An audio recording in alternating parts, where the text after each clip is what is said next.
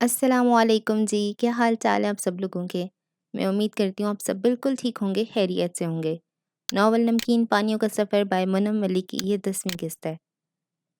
آج شب برات تھی، تاجور کا دل بے حد اداس تھا، رہ رہ کر ابا کی یاد ستا رہی تھی۔ وہ ہمیشہ ایسے موقع پہ سوجی کا حلوہ تیار کرواتے تھے۔ تاجور ان کی فرمائش پہ بہت دل سے تیار کرتی اور وہ یوں دل کھول کر تعریف کرتے تھے کہ تاجور شرمندہ ہو کر رہ جاتی۔ آج اسے ابا کی باتیں بھی بڑی شدت سے یاد آ رہی تھیں۔ بیٹی باپ کے گھر میں جلی ہوئی روٹی بھی پکائے تو باپ خوش ہو کر ہتھیلی پہ انعام رکھ دیتا ہے، جبکہ سسرال جا کر اکثر اوقات اپنی ذات تک کو جلانا پڑتا ہے، پھر بھی اتنی آسانی سے وہ مقام حاصل نہیں ہو پاتا جس کی وہ حقدار ہوتی ہے۔ ابا یہ بات اسے سمجھایا کرتے تھے، اسے ابا کی کسی بات پہ اعتراض نہیں ہوتا تھا، وہ تو آنکھ بند کر کے ایمان لے آتی تھی، پھر بھی وقت نے بڑی اچھی طرح سیاق و سباق سمیت اسے ان لائنوں کی تشریح کرا دی تھی۔ وہ بوجھل دل اور بھاری دماغ کے ساتھ اٹھی اور اسی محبت اور خلوص کے ساتھ حلوہ تیار کرنے لگی جو وہ ابا کی فرمائش کا سوچ کر پورے دل کے ساتھ بناتی تھی۔ حلوے کی اجزاء کے ساتھ نہ جانے کتنے ہی آنسو ٹپ ٹپ اس میں پڑتے رہے۔ کاش ابا اس دنیا میں ہوتے، وہ آج بھی ان سے نہ مل پاتی، انہیں نہ دیکھ پاتی، مگر حلوہ تو ان تک پہنچا سکتی تھی۔ وہ اپنی تاجور کے ہاتھوں کا ذائقہ چکھ سکتے تھے، وہ یقین رکھ سکتے تھے کہ تاجور آج بھی ان کی بیٹی ہے، اور ابا کی غائبانہ دعائیں اور مسکراہٹ تاجو کو ایمان دلا سکتی تھی کہ وہ بھری دنیا میں اکیلی نہیں ہے، اس کی جنت آج بھی آباد ہے۔ مگر وقت بڑا ظالم ہے۔ بڑی دیر بعد جب حلوہ تیار ہو چکا اور وہ جی بھر کے رو چکی، تب اس نے ابا کے لیے ڈھیر ساری دعا کی۔ کتنی ہی آیتیں زبانی جو اسے ازبر تھیں ابا کی سال ثواب کے لیے پڑھ لیں۔ پھر حلوے کا زیادہ حصہ اس نے بستی کے ضرورت مند گھرانوں میں بھجوا دیا، کچھ حاکم کے لیے اور باقی باورچی خانے میں رکھ دیا۔ خود اس نے ذائقہ تک نہیں چکھا تھا، اسے لگا اس نے منہ میں ڈال بھی لیا تو وہ اسے نگل نہیں سکے گی۔ بعد میں سبا نے بڑے دوستانہ انداز میں اس کی تعریف کی۔ حلوہ تو بڑا لذیذہ بنایا تم نے تاجور، ذائقہ تو ہے تمہارے ہاتھ میں، کبھی تمہارے مزاج درست ہوں تو مجھے بھی سکھا دینا۔ وہ چہرے پہ مسکراہٹ سجائے گھی میں تر انگلیاں صاف کر رہی تھی۔ تاجور نے جواب دینا ضروری نہیں سمجھا۔ تمہیں یاد ہے ہماری شادی سے پہلے اکثر تم میرے لیے حلوہ بھیجا کرتی تھی؟ حاکم نے پلیٹ سے ڈھکن ہٹایا تو بے ساختہ پوچھا۔ تاجور سر ہلا کر رہ گئی۔ جی، کبھی گاجر کا حلوہ، کبھی میوے ڈال کر سوہن حلوہ، شاید تمہیں معلوم تھا کہ مجھے میٹھا پسند ہے۔ جنت مکی ابا میاں بنوایا کرتے تھے، انہیں آپ کی پسند یاد رہا کرتی تھی۔ تاجور پر ابا کی ایک یاد حاوی تھی، روانی میں بول گئی۔ تم شاید مجھے احساس جرم میں مبتلا دیکھنا چاہتی ہو، اس لیے جتاتی ہو کہ انہیں میرا کتنا خیال تھا۔ حاکم کی آواز میں عجیب سا تعصب تھا۔ تاجور کو اس کے خیال پہ افسوس ہوا۔ میں نے ایسے کسی مقصد کے لیے یہ بات نہیں کہی، میں اپنے والد کا ذکر کسی پہ طنز کرنے یا اس کی زیادتی کا احساس دلانے کے لیے نہیں کر سکتی، میں ان کی ذات سے جڑے تمام رشتے علیحدہ کر چکی ہوں۔ خیر، میں تو یہ کہہ رہا تھا کہ شادی کے بعد بہت سی دوسری چیزوں میں کھو کر تم نے بہت عرصے بعد آج حلوہ بنایا ہے۔ وہ اپنا لہجہ ہموار کر کے رغبت سے کھانے لگا۔ تاجور اسی طرح دیکھتی رہی۔ آپ کو کچھ کھانا ہو تو بتا دیا کریں، میں بنا لیا کروں گی۔ یہ تو دل سے کیا جاتا ہے نا، جب تمہارا دل کر رہا ہو تو بنا لیا کرو۔ دل؟ تاجور خود کلامی کسی انداز میں بڑبڑائی۔ کتنا عجیب لگ رہا تھا یہ لفظ دہرانا، دل بھی تو کوئی عرصہ ہوا تھا وہ بھول چکی تھی۔ دل کی سننی بھی تو چھوڑ دی تھی اس نے، اسی لیے اس کا جسم کا حصہ ہو کر بھی غیر مانوس سا لفظ لگ رہا تھا اسے۔ کس سوچ میں پڑ گئی؟ حاکم نے اسے خیالوں میں نکالا۔ وہ سر جھٹک کے خود کو وہاں حاضر کرنے لگی۔ کچھ نہیں، گھر کے کاموں میں اور بچوں میں الجھ کر خیال نہیں آتا مجھے، اللہ تعالیٰ نے اتنی پیاری مصروفیت بھی تو دے دی ہے ماشاءاللہ۔ وہ زبردستی مسکرا کر بولی۔ حاکم کو اس کی مسکراہٹ کا پھیکا پن محسوس ہو جاتا تھا، شاید اسے ابھی تک اچھی اداکاری کرنی نہیں آئی تھی۔ کبھی کبھی تمہاری زبان کچھ کہتی ہے اور تمہاری آنکھیں کچھ اور، مجھے محسوس ہوتا ہے کہ تم وہ نہیں کہتی جو تم کہنا چاہ رہی ہوتی ہو۔ وہ گہرائی میں اسے تول رہا تھا۔ تاجور کی زبان سے بے ساختہ نکلا، مجھے کبھی موقع ہی نہیں دیا گیا کچھ کہنے کا، میں نے وہ حق کبھی حاصل کیا ہی نہیں کہ اپنی بات کہہ سکوں۔ لمحہ بھر کے توقف کے بعد وہ کہنے لگی، مجھے عادت ہو گئی ہے وہ بات کہنے کی جو لوگ دراصل سننا پسند کرتے ہیں۔ تم انسان ہو، مشین نہیں، ہر وقت ایک ہی حالت میں نہیں رہ سکتی۔ حاکم نے نرم لہجے میں اسے سمجھایا۔ تاجور کو ہنسی آ گئی۔ اچھا، واقعی؟ وہ حقیقت میں ہنسی تھی۔ بہت وقت بعد۔ حاکم نظریں چرا گیا۔ سب کچھ بھول جاؤ تاجور، جو وقت گزر گیا اس پہ ہمارے اختیار نہیں، لیکن اس وقت کو پیچھے چھوڑ کر آگے بڑھنا ہمارے بس میں ہوتا ہے۔ حاکم نے اس کے ہاتھ پہ اپنا ہاتھ رکھ دیا تھا۔ تاجور کا دل جلنے لگا، آنکھیں پگھلنے لگی۔ وہ کیسے حاکم کی ذرا سی توجہ پا کر بہلنے لگتی تھی۔ اس کا دل خواب بننے لگتا تھا کہ اب شاید سب کچھ بہتری کی طرف جا رہا ہے، مگر حاکم نے ہر بار اس کی امید کو بری طرح سے مسمار کیا تھا۔ وہ اتنے ٹکڑوں میں ریزہ ریزہ ہوئی تھی کہ اب تو جڑنے کی حالت بھی نہیں رہی تھی۔ لمحے دبے پاؤں سے رکھتے رہے۔ حاکم نہ جانے کس گلٹ میں مبتلا رہ کر اس کی طرف مائل ہونے کی کوشش کرتا تھا، نرمی سے، کچھ محبت سے۔ حاکم کے لیے تو سب آسان تھا، لیکن کیا تاجور کے لیے بھی؟ ہر دوسری گرہ کے بعد پہلی والی مزید سخت ہوتی جاتی ہے۔ تاجور سے کچھ لمحے بولا تک نہیں گیا، پھر نہایت آہستگی کے ساتھ اس نے اپنا ہاتھ اس کی گرفت سے آزاد کرا لیا۔ میں کوشش کروں گی، بلکہ میں کوشش کر رہی ہوں۔ حاکم کی طرف دیکھ کر سرس بات میں ہلا کر وہ اٹھ کر باہر چلی گئی۔ حاکم کا ہاتھ خالی رہ گیا، حرارت ٹھنڈ میں بدل گئی۔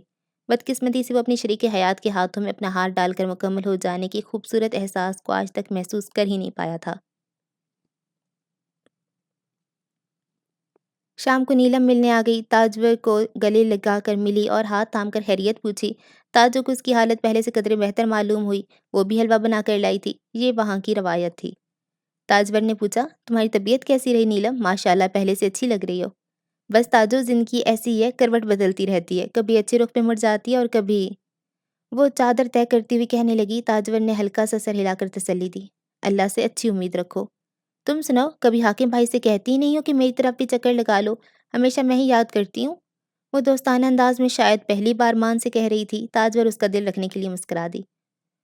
تم جانتی ہو اپنے بھائی کو، کہتے ہیں بہنوں کو اپنے میکے آنے کے بہانے ملتے رہنے چاہیے۔ ہم ملنے چلے گئے تو وہ کیسے آئے گی؟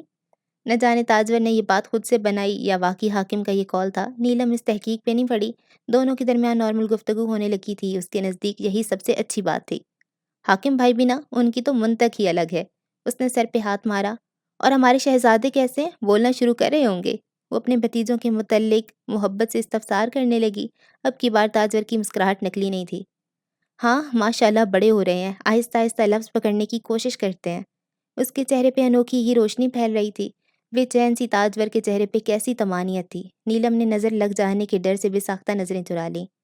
آج رات ٹھہروں گی میں، ذرا اماں سے مل لوں۔ وہ کہتی ہوئی اٹھی اور ابھی برآمدہ بھی پار نہ کر پائی تھی کہ ہنستی کھلکھلاتی صبا اس کے سامنے آ گئی۔ نیلم ٹھٹک کر رہ گئی۔ صبا ایک پل کے لیے تھمی، پھر اس پہ تکلفی سے خود آگے بڑھائی۔ آپ نیلم ہیں؟ میں کب سے انتظار کر رہی تھی۔ صدام نے صبح ہی بتا دیا تھا آج آپ ضرور آئیں گی۔ وہ نیلم کے گلے لگتے ہوئے بولی۔ حیران سی نیلم نے مڑ کر تاجور کو سوالیہ نظروں سے دیکھا۔ وہ اس سے نظریں ہٹا کر ڈبہ اٹھائے باورچی خانے میں چلی گئی۔ صبا اسے اپنے ساتھ لیے حمیدہ کے کمرے میں بڑھ گئی۔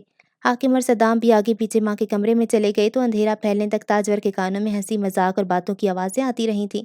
نیلم محسوس کر رہی تھی کہ تاجور ان کے درمیان آنے سے مکمل گریز کر رہی ہے، اور تب تو اس کا دل اور بھی بجھ گیا جب حاکم سے دریافت کرنے پہ اسے وہ باتیں پتہ چلیں جو اتنے دن میکے نہ آنے پہ اس سے چھپی ہوئی تھیں۔ عشاء سے ذرا دیر پہلے وہ چپکے سے ان لوگوں کے درمیان سے اٹھ کر تاجور کے پاس آ گئی۔ تم ہمارے ساتھ آ کر نہیں بیٹھی تاجور؟ کوئی ناراضی چل رہی ہے؟ وہ ہلکے پھلکے انداز میں بات بنانے کو بولی۔ تاجور ہمیشہ کسی نہ کسی کام میں خود کو مصروف کیے رکھتی تھی۔ ایسی تو کوئی بات نہیں، کچھ کام نپٹا رہی تھی۔ حسب توقع جواب۔ ایک بات تو بتاؤ تاجور، صبا کا رویہ کیسا ہے تمہارے ساتھ؟ وہ سوالیہ نگاہیں اس پہ جما کر کچھ کھوجنے لگی۔ تاجور کے تاثرات میں کوئی فرق نہیں پڑا۔ میرے نزدیک اس کا رویہ اتنا اہم نہیں ہے کہ میں اس پہ غور کروں، جیسا بھی ہو کیا فرق پڑتا ہے؟ کیوں نہیں تاجور، تم لوگ ایک ہی گھر میں رہتے ہو، اس طرح لا تعلق بن کر تو نہیں رہا جا سکتا نا؟ اس کا لہجہ کمزور تھا، انداز چور سا۔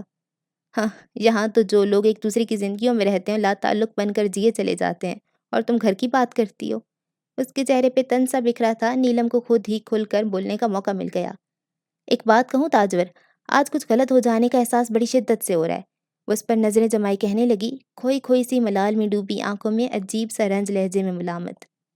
تم یہاں آ کر شاید اداس ہو جاتی ہو، اتنا نہ محسوس کیا کرو۔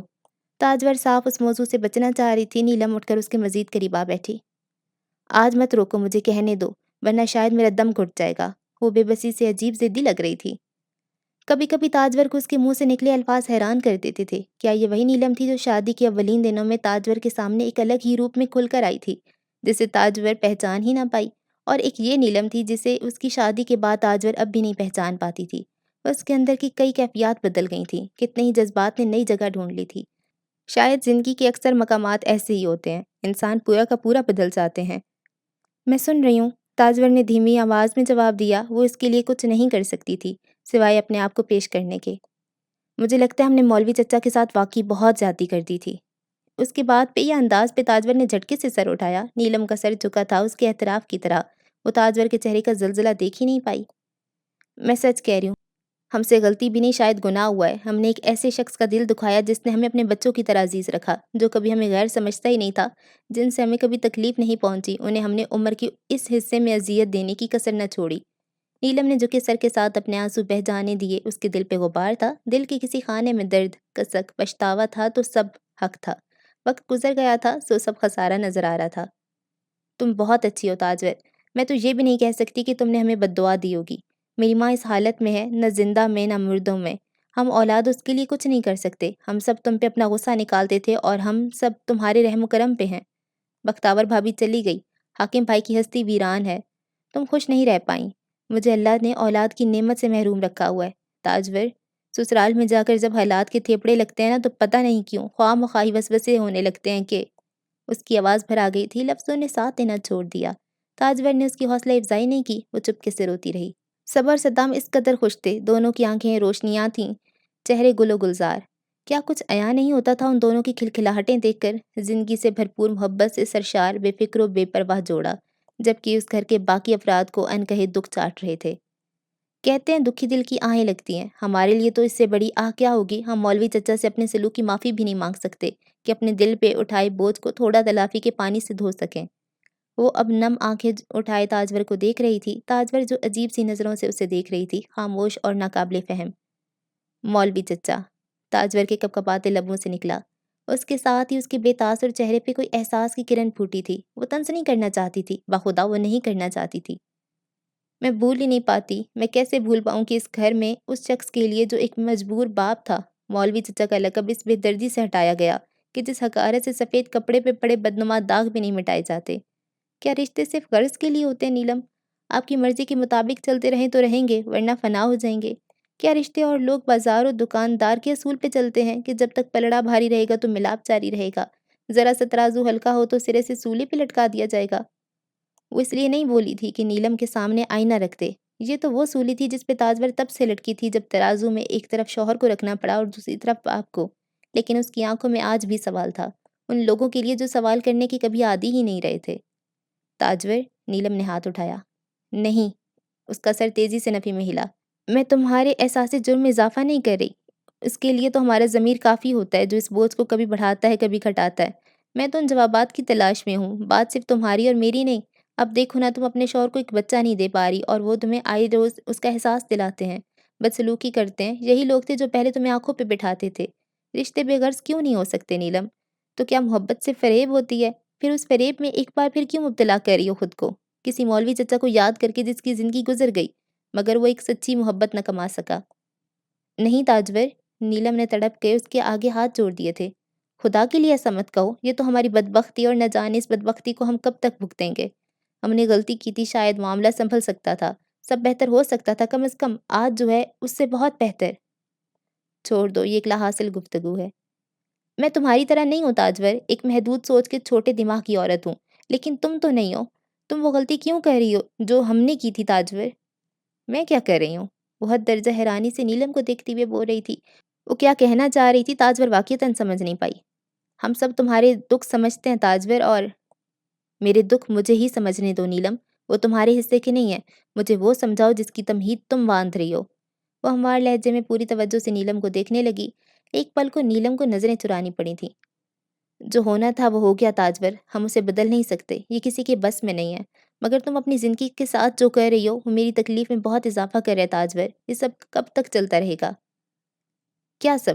میری اس گھر میں موجودگی، میری سانسیں، یا پھر تمہاری نئی بھابھی کی غلامی قبول نہ کرنا؟ کیسی بات کر رہی ہو؟ وہ بیچارگی کی عملی تفسیر بن گئی۔ تم کسی کی غلام نہیں ہو، اس لیے میں کہہ رہی ہوں کہ تم مالک بن جاؤ۔ دیکھو میری بہن، میری بات سمجھنے کی کوشش کرو۔ تم میں اور حاکم بھائی میں بہت دوریاں ہیں، ان دوریوں میں وہ دراڑیں مت پڑنے دو، یہ بڑے بڑے شگاف بن جائیں جنہیں وقت بھی نہ بھر پائے۔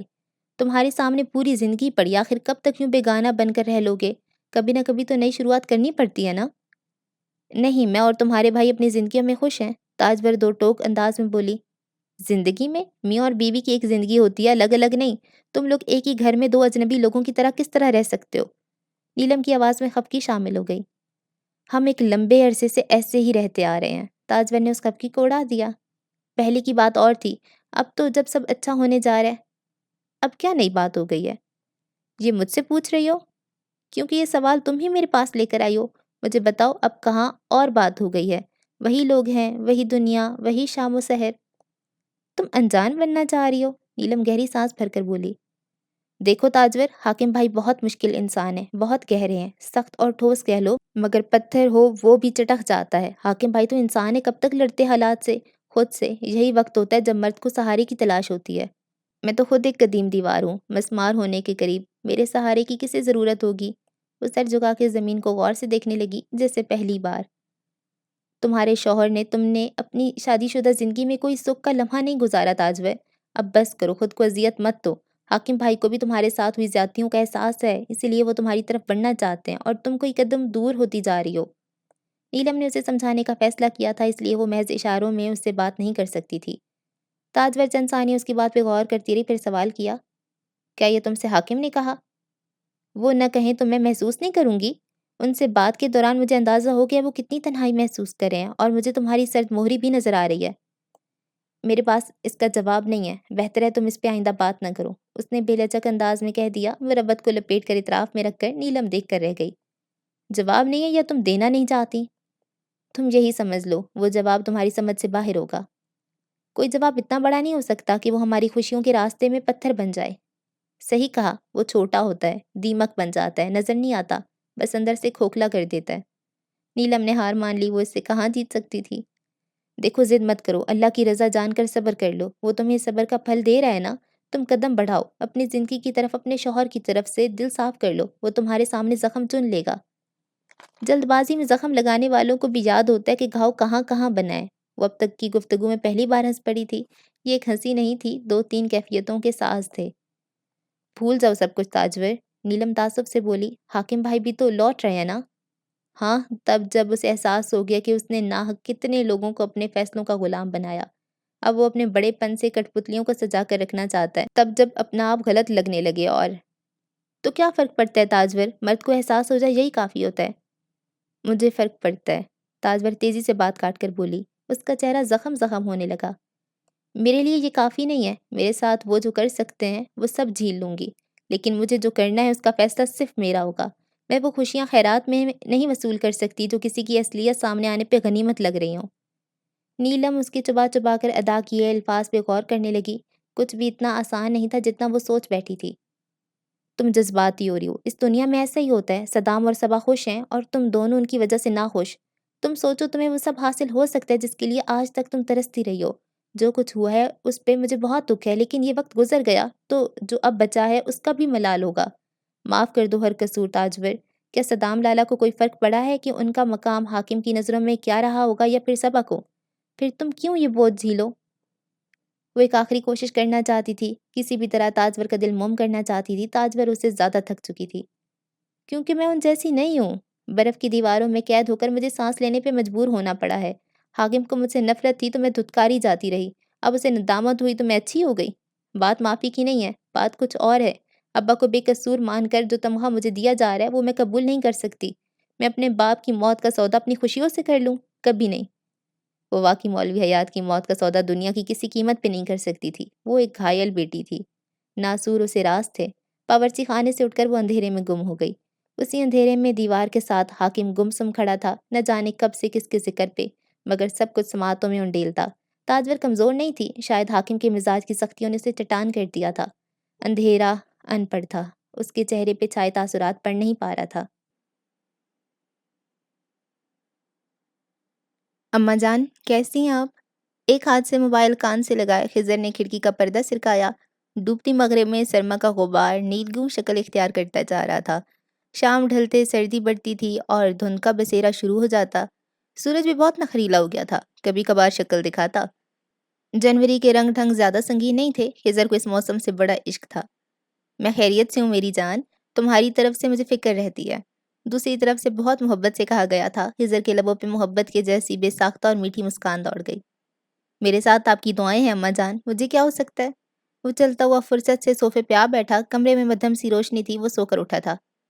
سدا کچھ نہ ہو میرے بچوں کو، ہماری زندگیاں تو تم لوگوں سے ہیں بیٹا۔ ماں باپ بوڑھے ہو جائیں تو ان کی سانسوں کی رفتار اولاد کی خوشیوں سے جڑ جاتی ہے۔ ہماری زندگی کی ساری خوشیاں بھی آپ لوگوں کی صحت و سلامتی سے وابستہ ہیں۔ ابو کیسے ہیں؟ خضر نے دل ہی دل میں ان کی سلامتی کی دعا کی تھی۔ اچھے بیٹا خضر، آپ کو بتایا تھا میں نے کہ امتحان کے دنوں میں میرے گاؤں چکر نہیں لگ سکے گا۔ تھوڑی مصروفیت تھی مگر مجھے خیال رکھنا چاہیے تھا۔ ان کا لہجہ معذرت خواہ تھا، خود کو ملامت کرتا ہوا اماں مسکرا کر اٹھی تھیں۔ جیتے رہو، دیکھو نا گھر میں اکیلی ہوتی ہوں تو سوائے تمہاری یاد کے کچھ سوجتا نہیں۔ خیر تم دل لگا کر اپنا کام پورا کرو، پھر یہیں آ جاؤ، بس بہت ہو گئی پڑھائیاں۔ پھر جاب کی مصروفیات۔ خضر نے شرارت سے انہیں چھیڑا۔ توقع کے مطابق وہ چڑ بھی گئیں۔ کوئی ضرورت نہیں، جو بھی کرنا اپنے گھر رہ کر کرنا۔ میں صرف تمہاری پڑھائی والی ضد کے آگے چپ ہوں، ورنہ اب گھر بہت خالی لگتا ہے۔ ہمارا جو کچھ ہے وہ تمہارا ہی تو ہے۔ جی آپ بے فکر رہیں، مذاق کر رہا تھا، اگر وہاں نہ صحیح تو آپ کو یہاں لے آؤں گا، وہ محبت سے چور لہجے میں بولا۔ ہنا کیسی ہے؟ اچانک انہیں بیٹی کا خیال آیا۔ وہ محبت کرنے والی ماں تھی مگر بات خضر کی آتی تو اپنی ذات تک کو بھول جاتی۔ ویسے ہی اپنی بچوں میں مصروف، بیزار اور تنگ۔ خضر کو ہنسی آ گئی تھی۔ ایسی مصروفیات تو میں بھی چاہتی ہوں میرے بچے، کب سے تمہارے حوالے سے خواب سجائے بیٹھی ہوں، میرا آنگن ہرا بھرا ہو جائے گا۔ انشاءاللہ میرے پاس آپ کے لیے یہ خوشخبری بھی ہے، خضر نے کچھ تصور ملاتے ہوئے محظوظ انداز میں کہا۔ وہ بری طرح چونکی۔ ہیں؟ بچوں والی؟ بے ساختہ منہ سے پھسلا خضر سٹپٹا گیا۔ نہیں اماں جان، شادی سے پہلے کیسے بچے، میں دوسری خوشخبری کی بات کر رہا ہوں۔ وہ جھینپ گیا، دوسری طرف سے ان کے ہنسنے کی آواز سنائی دی۔ تمہیں کیا لگا مذاق صرف تم کر سکتے ہو؟ ویسے ہمیں کیا معلوم تم نے چپکے سے وہاں گھر بسا لیا ہو، ایسے ہی تو نہیں گھر تمہیں منت کر کے بلانا پڑتا۔ اب وہ خضر کو چھیڑنے کے موڈ میں لگ رہی تھی۔ خضر ہنستا رہا۔ آپ بھی نا ماں، آپ کے بغیر میں کچھ کرنے کا سوچ بھی نہیں سکتا، اور آپ کی مرضی کے بنا اتنا بڑا فیصلہ امپاسبل۔ جانتی ہوں خضر، تم میرے بہت اچھے اور فرمانبردار بچے ہو، ایسی اولاد تو نصیب والوں کو دیتا ہے اللہ۔ وہ پھر سے پگھل گئیں۔ خضر ہنس دیا۔ آپ کے منہ سے کبھی میری تعریفیں ختم نہیں ہو سکتی۔ میں سچ کہہ رہی ہوں بیٹا، کبھی دل بڑا اداس ہو جاتا ہے کہ ہم تمہیں اتنی محبت ہی نہیں دے سکے جس کے تم حقدار تھے خضر۔ تم نے ہماری محبت کا قرض اپنی فرمانبرداری سے ہی اتار دیا ہے۔ یہ کیا کہہ رہی ہیں آپ اماں جان، پلیز ایسا نہ کہا کریں، وہ حد درجہ بے چین ہو گیا۔ غلط تو نہیں کہہ رہی، وہ دھیما سا بولی۔ میں آپ کو غلط نہیں کہہ سکتا اماں، مگر میں چاہ کر بھی کبھی یہ قرض نہیں اتار سکتا۔ اولاد کتنی بھی اچھی ہو کر آ جائے، والدین کے درجے کو چھو نہیں سکتی۔ یہ تو میرا فرض ہے، اور آپ دنیا کی بہترین ماں باپ ہیں۔ نہ جانے آپ کس محبت کی بات کرتی ہیں، حالانکہ ہم نے ہمیشہ آپ کو مہربان پایا۔ خضر نے تفصیل سے ان کی تمام فکر دور کی۔ وہ شاید مطمئن ہوئی تھیں یا نہیں، مگر بات ضرور بدل دی۔ خیر باتوں باتوں میں وہ بات تو رہ گئی، تم خوشخبری کی بات کر رہے تھے۔ لگتا ہے میری شہزادی کی زندگی میں کوئی تبدیلی آ چکی ہے۔ مجھ سے تو ہنا نے بھی ذکر نہیں کیا، کیونکہ وہ خود بے خبر ہے۔ خضر کے لبوں کی تراش میں مسکراہٹ بکھر گئی۔ چلو پھر تم ہی بتاؤ مجھے۔ ابھی نہیں، میں آپ کو وہیں آ کر سب کچھ بتاؤں گا۔ مجھے امید ہے وہ آپ کی توقع جیسی ہوگی، جیسا عکس آپ کے ذہن میں اپنی ہونے والی بہو کا ہے۔ خضر ہلکی سی شرم کے ساتھ جھجکتے ہوئے بتانے لگا، جانتا تھا اماں ضرور ہنسی دبا رہی ہوں گی۔ اوہو، اتنا یقین ہے بیٹا جی، ایسی بات ہے تو پہلے کیوں نہیں بتایا؟ وہ واقعی ہنسی چھپانے کی کوشش کر رہی تھیں۔ اس لیے کہ پہلے میں خود کسی فیصلے پہ پہنچنا چاہتا تھا۔ میں آپ کو تفصیل سے آگاہ کروں گا، پھر جیسا آپ لوگ چاہیں گے ویسا ہی ہوگا۔ تمہیں پسند ہے تو ہمیں کیوں اعتراض ہوگا؟ ویسے بھی پسندیدگی کا یہی مطلب ہوتا ہے کہ اب تو بس اوکے کرنا ہے۔ جنہوں نے زندگی گزارنی ہے وہ تو فیصلہ کر ہی چکے ہیں۔ انہوں نے ایک مرتبہ پھر خضر کو چھیڑا۔ خضر نے بے ساختہ نفی میں سر ہلایا تھا۔ نہیں، بالکل نہیں، اس نے بات رد کی اور پھر مضبوطی سے بولا۔ آخری فیصلہ آپ کا اور بابا کا ہوگا۔ جب تک آپ لوگ مطمئن نہیں ہوں گے میں کیسے راضی ہو سکتا ہوں؟ اس لیے ایسی سوچ ذہن میں لائے بغیر فیصلہ کریں گے آپ لوگ۔ خضر نے سنجیدگی سے انہیں مان دیا تو دل میں فخر محسوس کرتی ہوئی انہوں نے خضر کی بلائیں لے لی تھیں۔ اللہ تمہیں ہر بری نظر سے بچائے اور زندگی کی تمام خوشیاں دے۔ میں بے صبری سے انتظار کر رہی ہوں بیٹا۔ آمین، میں اس ویکنڈ پہ ضرور آؤں گا۔ اپنا بہت سارا اور بابا کا خیال رکھیے گا اماں جان۔ خضر نے پیار لیتے ہوئے فون بند کیا اور طمانینت کے احساس سے سرشار ہو کر لیپ ٹاپ کھولا۔ آخرکار اس کی زندگی ایک نئے دور میں داخل ہو رہی تھی۔ وہ دور جو نیا تھا، سہانا تھا اور رنگین تھا، سندر اور سرما جیسا پرفسوں، ہوا کی مانند رواں اور سرور بخش۔ شمائلہ بہادر سے متوقع ملاقات اور پھر ایک لمبا سلسلہ۔ خوشیوں کا سلسلہ جتنا طویل ہو اتنا خوش آئند ہوتا ہے۔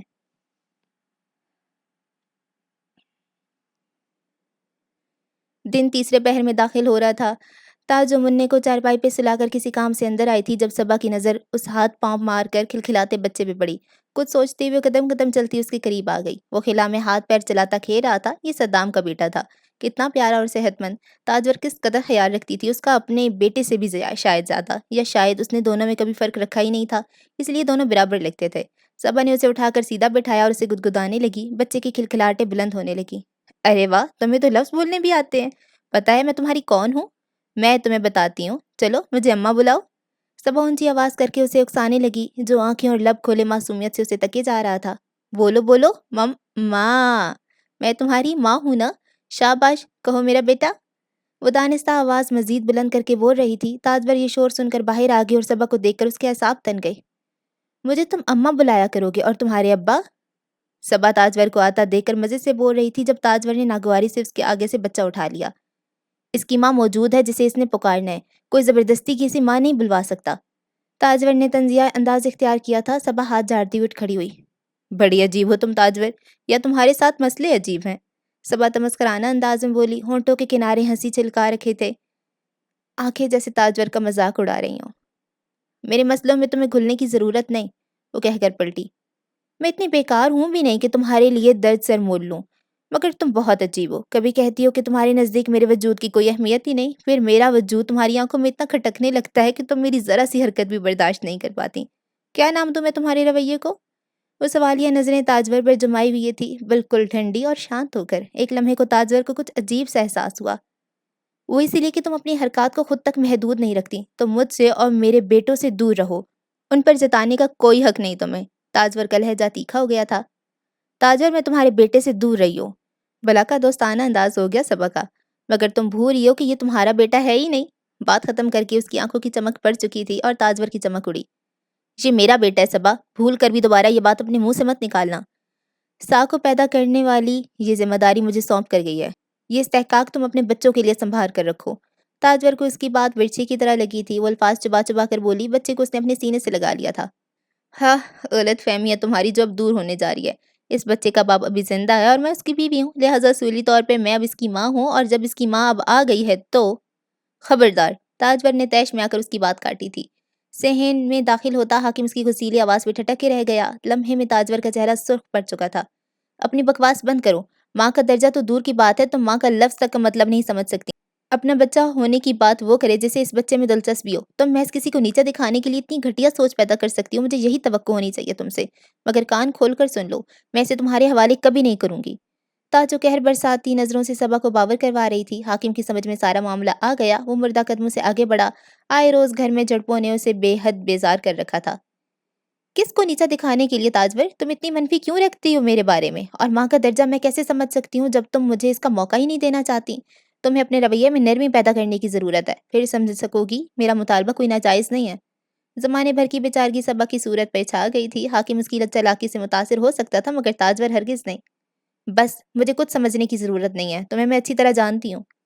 حاکم بھائی، آپ دیکھیں نا تاجور کو، اس نے تو ابھی تک مجھے قبول ہی نہیں کیا۔ اس طرح میرے لیے اس گھر میں رہنا بہت مشکل ہو رہا ہے۔ کیا آپ بھی یہی چاہتے ہیں کہ ہم اس گھر سے چلے جائیں؟ صبا کی خفگی بھری آواز سے صدام بھی کمرے سے باہر نکل آیا۔ صبا کی خواہش کے عین مطابق گھر میں عدالت سج گئی تھی۔ اب کیا ہوا ہے؟ حاکم نے اسپاٹ سے لہجے میں سوال کیا۔ صبا سے بھلے اس کا تعلق نہ ہو، لیکن اس کے گھر کا سکون برباد ہو چلا تھا۔ میں نے دل کے ہاتھوں مجبور ہو کر منّے کو پیار کرنا چاہا تو تاجور نے مجھ سے چھین لیا، جیسے خدا نہ خواستہ میں اس کی دشمن ہوں اور اسے کوئی نقصان پہنچا بیٹھوں گی۔ حاکم بھائی، معاشرے میں مجھے سوتیلی ماں کے نام سے ضرور پکارا جائے گا، مگر یقین کریں میرے دل میں ایسا کوئی منفی جذبہ نہیں ہے، بلکہ میرا دل تو اس کی طرف ہمکتا ہے جیسے میرا اپنا بچہ ہو یہ، اور دیکھا جائے تو میں اس کی ماں ہوں، یہ ہمارا بچہ ہے۔ آپ لوگوں کو تو اللہ نے بیٹے سے نوازا ہی ہے، مگر تاجور کسی اور کو ذرا سی خوشی دینے کی بھی روادار نہیں ہے۔ اس کا لہجہ بھیگنا شروع ہو چکا تھا۔ حاکم نے بے اختیار ماتھے کو چھوا۔ صدام الجھا الجھا سا صبا کا یہ روپ دیکھ رہا تھا۔ اچانک اپنے بیٹے میں پیدا ہونے والی اس دلچسپی کو وہ کوئی نام نہ دے سکا۔ جتنا تمہیں اس بچے سے خوشی ملے گی وہ تو میں خوب جانتی ہوں۔ اتنے دنوں بعد اچانک تمہارے دل میں ممتا جاگ گئی۔ مہر بات منہ پہ کہہ دیتی ہوں، اسی لیے تم مجھے سب کے سامنے برا بنا کر پیش کرنے کی کوشش کرتی ہو، مگر میں تمہاری فطرت سے واقف ہوں۔ آج تک اسے میں نے پالا ہے، اس کے لیے رات رات بھر جاگ کر اسے آرام پہنچایا ہے۔ یہ میرا عادی ہے اور میرے پاس محفوظ ہے، اور سب سے بڑی بات، یہ میرا بیٹا ہے، میں اسے نہیں دوں گی۔ تاجو کا لہجہ حتمی تھا۔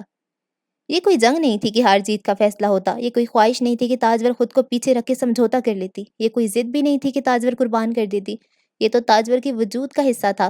اس کی پیدائش سے لے کر اب تک کے طویل عرصے میں تاجور تو بھول بھی چکی تھی کہ یہ اس کا سگا بیٹا نہیں ہے اور وہ اسے جنم دینے والی ماں نہیں۔ اس کے وارثوں نے پلٹ کر کبھی اس کی خبر بھی تو نہیں لی تھی، کبھی ایک نظر تک نہ ڈالی تھی کہ تاجور کو احساس رہتا یہ بچہ کسی اور کی امانت ہے۔ وہ تو اسی کا بیٹا تھا، اسے اللہ نے 2 بیٹے عطا کیے تھے۔ وہ سوچ بھی نہیں سکتی تھی کہ کبھی کوئی اس حق سے اس کی اولاد مانگ سکتا ہے۔ وہ تصور بھی نہیں کرنا چاہتی تھی کہ کسی رات اس کے دونوں پہلوؤں میں سے ایک پہلو خالی ہو تو اسے نیند بھی آ سکے گی، لیکن یہ صبا تھی جو طے کر چکی تھی۔ اس کے لیے یہ نہ خواہش تھی نہ چاہ، اس کے لیے یہ صرف لوٹ مار کی جنگ تھی جو اس نے ہر حال میں تاجور سے جیتنی تھی۔ یہ تمہارا بیٹا نہیں ہے تاجور، صبا نے ٹھنڈے ٹھار لہجے میں کہنا شروع کیا۔ بس بہت ہو گیا تھا۔ جب سے میں اس گھر میں آئی ہوں میں تمہاری ہر زیادتی پہ سر جھکا رہی ہوں، صرف اس لیے کہ تم مجھ سے پہلے اس گھر میں موجود ہو اور تمہارا حق ہر چیز پر۔ میں تمہیں وقت دے رہی ہوں تاکہ تم مجھے سمجھ کر قبول کر لو۔ میں بھی اسی گھر کا حصہ ہوں، اس لیے میں چپ رہی، لیکن میں مزید نہیں رہ سکتی۔ ہمیں ہمارا بچہ چاہیے جسے ہم خود پال سکتے ہیں۔ تم اتنی خود غرض ہو سکتی ہو کہ خود تو تمہارا بیٹا تمہارے پاس ہے اور صدام اپنے بیٹے کو دیکھنے کے لیے بھی ترسے، میں سوچ بھی نہیں سکتی تھی۔ سباب تعصب سے سر ہلا رہی تھی۔ بڑی خوبصورتی سے اس نے گفتگو کا رخ اس طرح موڑ دیا تھا جہاں سے اس گھر کے مردوں کے دلوں پہ اثر ہو، خاص طور پہ اس گھر کے مرد پہ جس پہ اثر ہونا سود مند ثابت ہو سکتا تھا۔ تاجور نے تڑپ کر حاکم کی طرف دیکھا۔ آپ اسے کہتے کیوں نہیں ہے کہ چپ ہو جائے؟ خود غرض میں نہیں ہوں، مکار یہ ہے۔ آپ تک جس بات کو پلٹ کر اس کی صحت پوچھنے میں بھی دلچسپی نہیں رہی، جس کے لیے اس کا وجود بھی کوئی معنی نہیں رکھتا، اس کا ترسنا کہاں سے آ گیا؟ یہ صرف مجھے تکلیف دینا چاہتی ہے حاکم، میں اسے خود سے الگ نہیں کر سکتی۔ یہ بختاور کا بچہ ہے، اس عورت کا جسے اس شخص نے اپنی زندگی میں کبھی اہمیت نہیں دی، اس پر صبا کا حق کیسے ہو سکتا ہے؟ یہ صرف مجھے نیچے دکھانا چاہتی ہے، مجھ سے بدلہ لینا چاہتی ہے۔ تاجور کی آنکھوں سے آنسوؤں کا جھرنا بہنا شروع ہو گیا تھا۔ اسے لگ رہا تھا وہ جنگل میں پھنسی ایسی بے بس ہرنی کی طرح ہے جس کا بچہ ابھی اسے چھین لیا جائے گا۔ حاکم نے افسوس بھری نظروں سے تاجور کی شکل دیکھی۔ کیا تھی یہ لڑکی اور حالات نے اسے کیا سے کیا کر دیا تھا؟ وہ صبا کے بارے میں نہ جانے کیسی کیسی باتیں کہہ رہی تھی۔ حاکم نے جس کے منہ سے کبھی کسی کے لیے منفی بات نہیں سنی تھی، وہ کیوں کہہ رہی تھی ایسا؟ کیا وہ حاکم کو صدام کو ان کی غلط فہمیوں پہ کبھی معاف نہیں کر سکتی تھی؟ تاجور کی کہی بات ٹھیک ہے حاکم بھائی، صدام نے اسے پہلے کبھی مننے کو اپنے پاس رکھنے کی بات نہیں کی ہوگی۔ وہ اکیلے ہو کر اسے کیسے پال سکتے تھے آخر؟ ان کے پاس کوئی چارہ نہیں تھا سوائے اس کے کہ تاجور ہی اس کی دیکھ بھال کرتی اور بچے کو ایک ماں کی آغوش مل سکے۔ تاجور اور آپ کی بہت مہربانی ہے صدام پر، لیکن اب میں اپنا بچہ سنبھال سکتی ہوں، اسے پال سکتی ہوں۔ کیا آپ دونوں کو اپنے بھائی کے ہاتھ اور کمرہ دونوں ہی سونے سونے محسوس نہیں ہوتے؟ جبکہ آپ کے کمرے سے بچوں کی کلکاریاں پورے گھر میں سنائی دے رہی ہوتی ہیں۔ صبا کے پاس ہر بات کی ٹھوس دلیل تھی، وہ بہت جذباتی ہو چکی تھی۔ صدام کے لیے یہ تبدیلی بہت حیران کن تھی۔ اگر صدام کو کبھی بیٹے کی چاہ نہیں رہی تھی تو صبا نے بھی سارا خواہش کا اظہار نہیں کیا تھا، اور یوں ایک دم سے میدان سجا لینا اسے ہرگز سمجھ نہیں آ رہا تھا۔ صبا، صدام نے اسے پیچھے سے ٹوکا۔ تاجور سے اسے ذاتی برخاش صحیح، مگر اس نہج پہ نہ اس نے کبھی سوچا تھا نہ صبا کی چال سمجھ رہا تھا۔ صبا نے پلٹ کر اسے دیکھا۔ سن لیں آپ نے ہی کہا تھا نا کہ میں اپنا بیٹا واپس لے آؤں، اور میں ہی بری بن گئی۔ مجھے سمجھ نہیں آ رہا کہ آخر مسئلہ کیا ہے؟ ہم اپنی اولاد ان سے مانگ رہے ہیں، کون سا ان کی کوئی چیز ہے جس پہ ہمارا کوئی حق نہیں؟ یہ چاہتے ہی نہیں ہے کہ کوئی خوشی ہمیں نصیب ہو؟ یہ قدم قدم پہ ہمیں سزا دیں گے آپ کو اس کی۔ آپ نے مجھے اپنایا اور مجھے اس گھر کی کہ میں اس گھر میں آئی۔ صبا کا لہجہ بہت ترش ہو گیا۔ اس نے کاٹتی نگاہوں سے تاجور کو دیکھا تھا۔ صدام خاموش رہا اور اسی خاموشی نے حاکم کو خاموش رہنا دو بھر کر دیا۔ ان پہ حاکم کا کوئی بس نہیں چل سکتا تھا، لیکن تاجور پر تو چل سکتا تھا۔ تاجور، حاکم نے کڑے ضبط سے اسے پکارا، اس قدر کہ اس کی آواز کی کپ کپی کسی پہ عیاں نہ ہو۔ صبا کا وہ سنگین لہجہ اور صدام کی سرد خاموشی جو حاکم کو کوڑے کی طرح لگی تھی۔ منی کو دے دو انہیں، حاکم نے کہہ کر لب بھینچے۔ تاجور بے یقینی کی گہرائی کھائی میں گری۔ حاکم، اس پہ ہمارا کوئی حق نہیں ہے۔ نہیں، تاجور ایک دم پیچھے کھسکی۔ یہ اس کے ماں باپ ہیں، اولاد چاہے سگے بھائی کی ہو مگر وہ اپنی نہیں ہو سکتی۔ حاکم، صدام نے مضطرب انداز میں قدم اٹھایا، مگر صبا کی تند نگاہوں نے اسے اپنی جگہ پہ جمنے کا حکم دے دیا۔ اللہ تعالیٰ نے ہمیں اپنا بیٹا دیا ہے، وہ ہمیں اور اولاد بھی دے گا۔ یہ ان کا بچہ ہے، انہیں پالنے دو، تم لوٹا دو اسے۔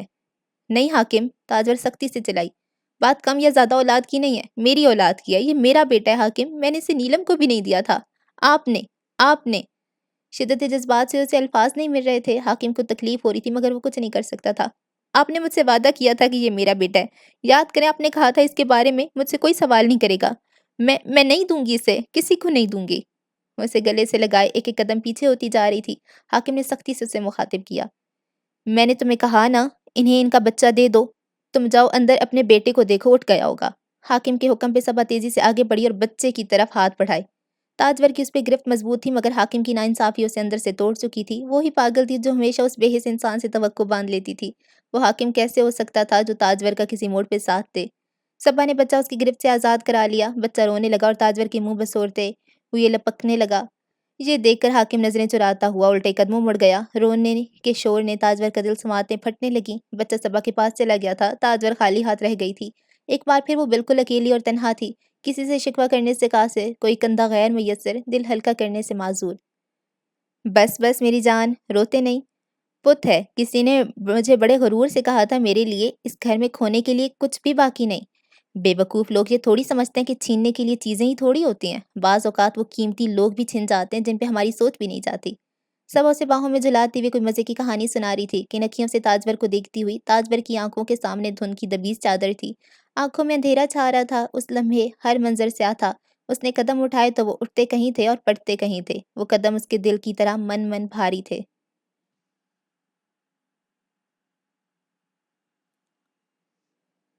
वो फूट-फूट कर रो दी थी, अपनी कमीज़ का दामन मुट्ठी में भींचे। वो किस्मत के आगे हार गई थी। कुदरत कितना इम्तिहान ले रही थी।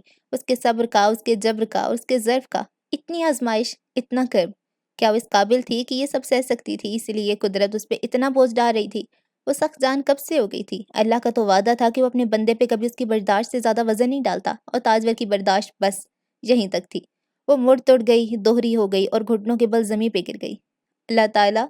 वो मुठ्ठियाँ भींचे कर्ब की इंतहा पे पहुंची, ज़ार-ज़ार रो रही थी। उसके हलक को नमकीन पानियों का फंदा तेज़-तेज़ काट रहा था। उसे लग रहा था उसकी शरियानें फट जाएँगी। ऐ अल्लाह! और कितनी सज़ाएँ काटनी है मुझे? ये साँसें रुक क्यों नहीं जाती मेरी? वो सर पकड़े दुहाई दे रही थी। आँखें जैसे कड़वे धुएँ के सबब जल रही थीं। बंद दरवाज़े के अंदर तक मुन्ने की रोने की आवाज़ें गूंज रही थीं और ताजवर बिन जल की मछली की तरह तड़प रही थी। अब्बा, आज आपकी बहुत ज़रूरत है आपकी ताजवर को। अब्बा, मैं बहुत अकेली पड़ गई हूँ। मैं आपकी रूह को तकलीफ़ देने का सबब बन रही हूँ, लेकिन आज बहुत कमी महसूस हो रही है आपकी। वो सिसकियाँ रोकती हुई अब्बा मियाँ को मुखातिब कर रही थी। उसको अपना दुःख बाँटने के लिए वाहिद अब्बा के नादीदा वजूद का सहारा था। ख़याल की परछाई जिससे वो अपना दुःख कह सकती थी। ये कैसा रिश्ता है हमारा अब्बा मियाँ? हाकिम एक तरफ शर्मिंदा होता है, एक तरफ वो हमारे बीच सब कुछ ठीक करना होता है। और वहीं जब सबके हाथ सामने इज़्ज़त और तहफ़्फ़ुज़ देने का मौका आए, वो मुझे हमेशा तपती रेत पे नंगे पाँव तड़पने के लिए छोड़ देता है। हमसफ़र ऐसे होते हैं अब्बा जी? क्या सारे हक़ूक़ सिर्फ़ शौहर के होते हैं, बीवी के कुछ नहीं? क्या इतने भी नहीं कि शौहर किसी मौके पे एक पल का साथ दे दे? वो गम की इंतहा पर थी, सदमे से निढाल, एक साथ कई ख़यालात की जलगार हो रही थी उस पर। आज उसे अपना आप तिनके से ज़्यादा हल्का और बेवज़न और बेवक़्त लग रहा था। लेकिन वो ऐसा ही करता है अब्बा, कुछ काम नहीं आता मेरे, ना ख़िदमतगुज़ारी, ना हुस्न सलूक, ना सब्र। मैं कब तक जीऊँ अब्बा? मैं कब तक उसके हुक्म के मुताबिक ज़िंदगी गुज़ारूँ? उसने बेदर्दी से अपने आँसू नोचे और अपनी इर्द-गिर्द खड़ी उस अंधेरी कैद को देखा, जो उसके वजूद के गिर्द लोहे की सलाख़ों के मुताबिक दहकना शुरू हो चुकी थी। लेकिन नहीं अब्बा, मैं अच्छी बनकर भी कभी अच्छी नहीं हो सकती। कड़वी बैल पे जितना भी फल लग जाए, वो सारा कड़वा ही लगता है। मैं अनचाही हूँ, मैं कभी अच्छी नहीं बन सकती। मैं जब अच्छी ही नहीं तो ये झूठ की ज़िंदगी क्यों गुज़ारूँ? मैं क्यों उसके बिठाए पैरों में खुद को रोलती रहूँ? सारी ज़िंदगी उसी चारदीवारी में पिसते-पिसते यहीं मर जाऊँ, किसी आँख से एक बूँद ना टपके। इतनी कम आएगी अब्बा, इतनी अर्ज़ाँ है ताजवर। नहीं, मैं अब किसी के इशारे पे नहीं चलूँगी। वो एक झटके से उठी और दोनों हाथ अपने गालों पे रगड़े। मैं क्यों इन पाबंदियों का एहतराम करूँ जो मुझसे बेजान चीज़ समझकर मुझ पे लागू होती हैं? मैं बुरी हूँ, वही क्यों ना करूँ जो मेरी मर्ज़ी है? दुपट्टा लपेटकर उसने सख्ती से कमरे का दरवाज़ा खोला। बाहर नीलगू अंधेरे पाँव पिसारने लगा था। अब की बेटी की यहाँ कोई कदर नहीं अब्बा मियाँ। मैंने खुद पे मज़ीद जबर के पहरे बिठाए तो घुट-घुट के मर जाऊँगी। उसके पैरों के नीचे ज़मीन दहक रही थी। हाकिम हमेशा अपना हुक्म मुसल्लत करता आया था। आज वो खुद अपनी मर्ज़ी मुसल्लत करने जा रही थी। वो खुद पे रहम खा रही थी। ये उसकी ज़िंदगी थी, कुछ हक़ था उसकी ज़िंदगी पे उसका। वो कमरे में बंद जाती तो सिवाय खुदकुशी के कुछ ना होता। उसके सामने बरामदा था। कदम हरकत में आए तो न जाने कितने कदमों से वो अबूर हुआ। कितनी बार पलकें झपके पर वो सहन के आखिरी हिस्से पर थी। और लम्हे के ख़त्म होने से कबल बिना किसी जुम्बिश के वो मरकज़ी दरवाज़े से बाहर थी। ज़िंदगी में पहली बार वो बग़ैर इजाज़त घर से बाहर थी। हाँ, ज़िंदगी में पहली बार, लेकिन ये आखिरी बार नहीं था।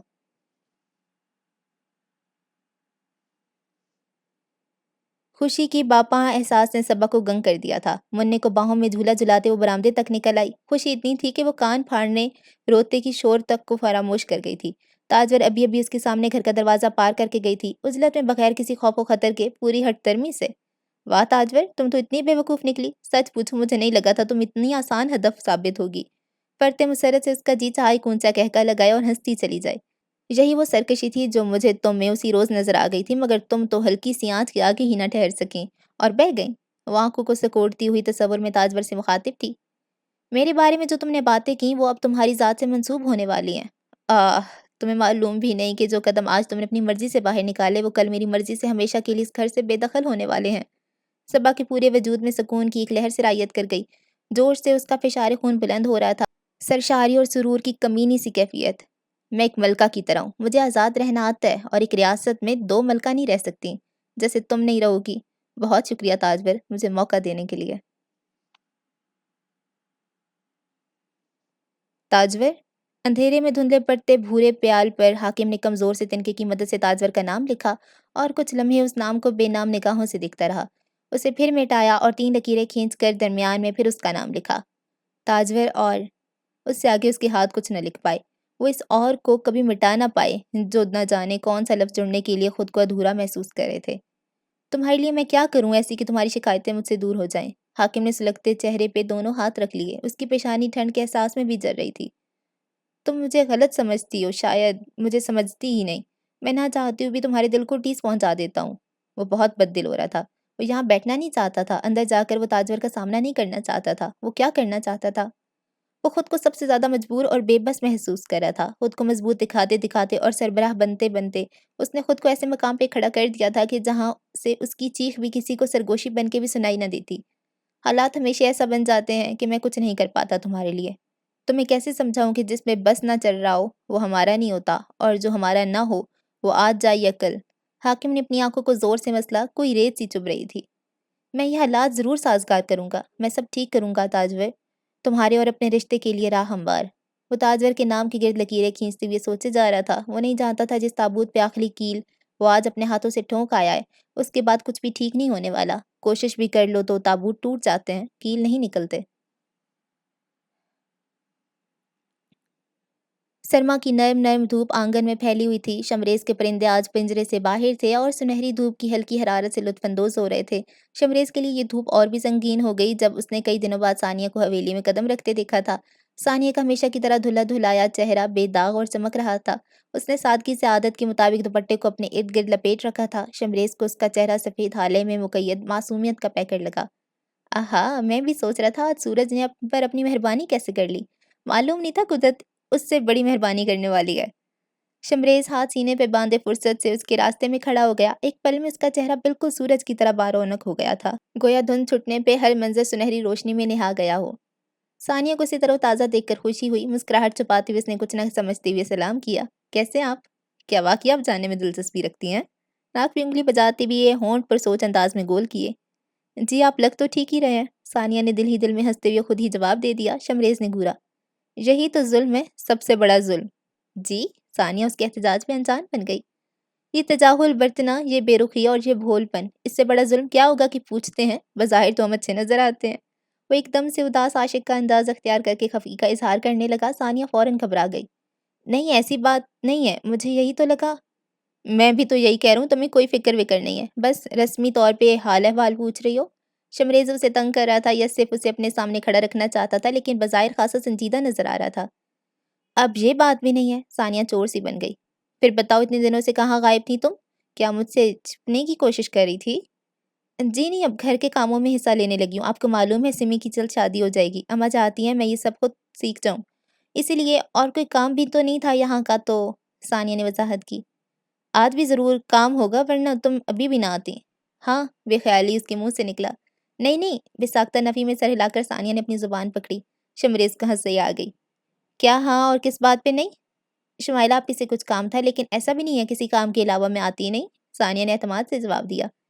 अच्छा लेकिन मेरा तो यही ख़्याल है कि कोई काम ना हो तो तुम कभी ना आना चाहो। वैसे तुम्हें किसने मना तो नहीं किया ना? शमरेज़ ने गहरी निगाहों से उसे देखकर इस्तफ़सार किया तो सानिया गड़बड़ा गई। गलत ख़्याल है आपका, मुझे किसने मना करना है? हाँ, मैं खुद अजीब महसूस करती हूँ। ख़ाला पता नहीं क्या सोचती होंगी। शमरेज़ की माँ का रवैया सानिया को अजीब से ख़दशात में मुब्तला करता था। लो जी, यानी अम्मी से बात करके मैंने खुद अपने पैरों पे कुल्हाड़ी मार ली। पहले कम से कम रोज़ तुम्हारा दीदार तो हो जाता था। शमरेज़, सानिया ने बेचैनी से उसके पिघलते जज़्बात पे बंद बाँधे। मैं कुछ गलत तो नहीं कह रहा। तुम कुछ दिनों के लिए नज़रों से दूर हो जाओ तो मेरे लिए वक़्त काटना मुश्किल हो जाता है। इतना ख़्याल तो कर सकती हो ना मेरा?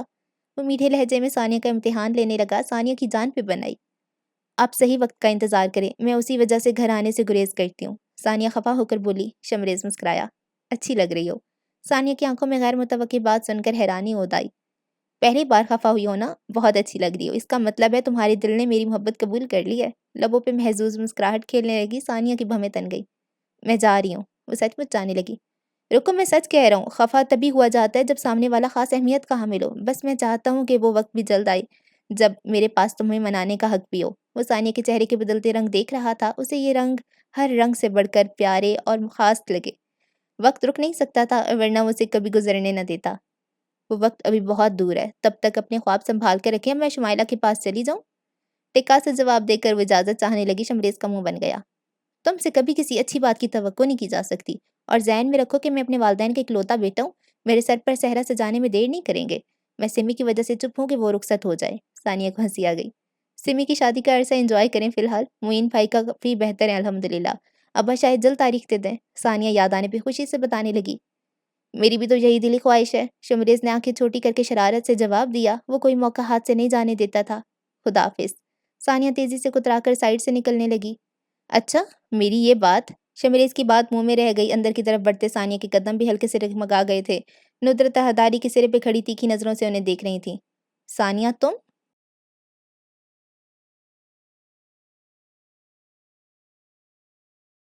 حاکم اپنے گھر سے ملحقہ جانوروں کے احاطے میں چہل قدمی کرتی ہوئی مسواک کر رہا تھا۔ صبا خان موقع سے فائدہ اٹھا کر چھوٹے چھوٹے قدم اٹھاتی اس کے پیچھے آ کھڑی ہوئی۔